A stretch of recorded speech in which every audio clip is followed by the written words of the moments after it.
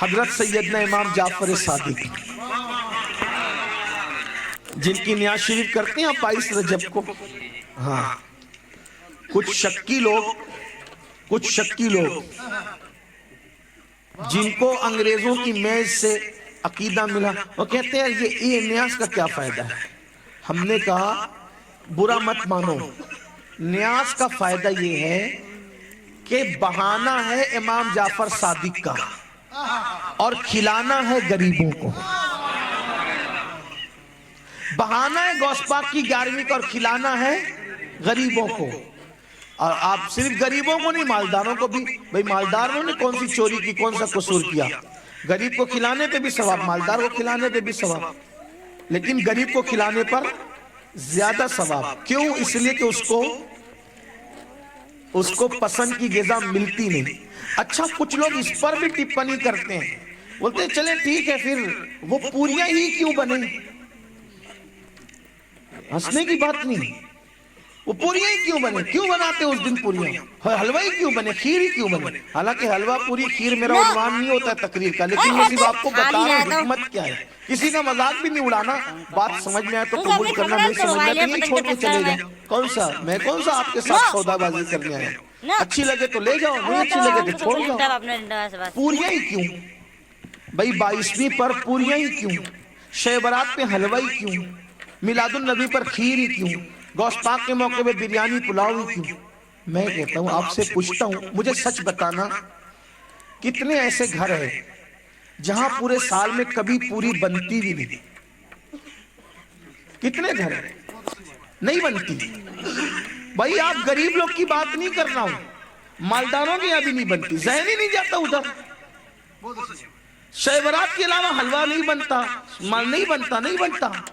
تو اب بزرگوں نے کیا طریقہ ایجاد کیا کہ بھئی امام جعفر صادق کے نام پہ پوری پکائیں گے، خود بھی کھا لیں گے، اور وہ غریب جو سال بھر کبھی ان کو پوری دیکھنے کو بھی نہیں ملتی.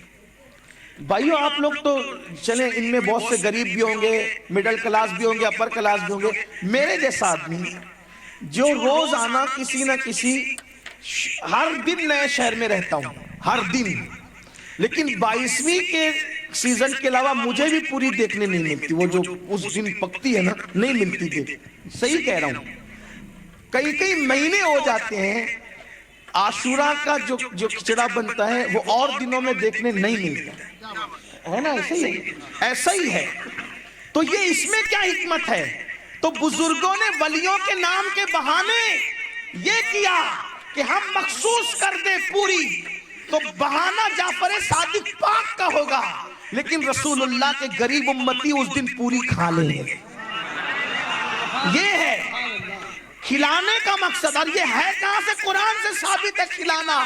اللہ پاک قرآن میں ارشاد فرماتا ہے، بیک گراؤنڈ آیت کا یہ ہے کہ اللہ جب جنتیوں کو جنت میں ڈالے گا اور جہنمیوں کو جہنم میں ڈالے گا تو جنتی اور جہنمیوں کی اللہ بات کرائے گا. تو جنتی لوگ جہنمیوں سے پوچھیں گے ما سلککم فی سقر، قرآن کی آیت ہے. جنتی لوگ جہنمیوں سے کیا پوچھیں گے؟ ما سلککم فی سقر، تم جہنم میں کیسے آئے؟ تو جہنمی لوگ کیا کہیں گے؟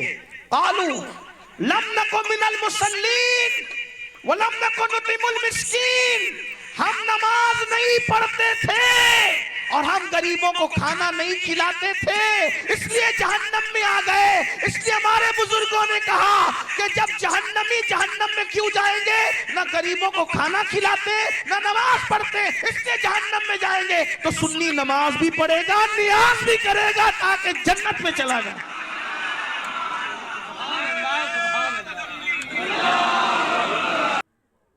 کچھ شکی لوگ جن کو انگریزوں کی میز سے عقیدہ ملا وہ کہتے ہیں یہ نیاز کا کیا فائدہ ہے. ہم نے کہا برا مت مانو، نیاز کا فائدہ یہ ہے کہ بہانہ ہے امام جعفر صادق کا اور کھلانا ہے غریبوں کو. بہانہ ہے غوث پاک کی 11ویں کا اور کھلانا ہے غریبوں کو. اور آپ صرف غریبوں کو نہیں، مالداروں کو بھی. بھئی مالداروں نے کون سی چوری کی، کون سا قصور کیا؟ غریب کو کھلانے پہ بھی ثواب، مالدار کو کھلانے پہ بھی ثواب، لیکن غریب کو کھلانے پر زیادہ ثواب. کیوں؟ اس لیے کہ اس کو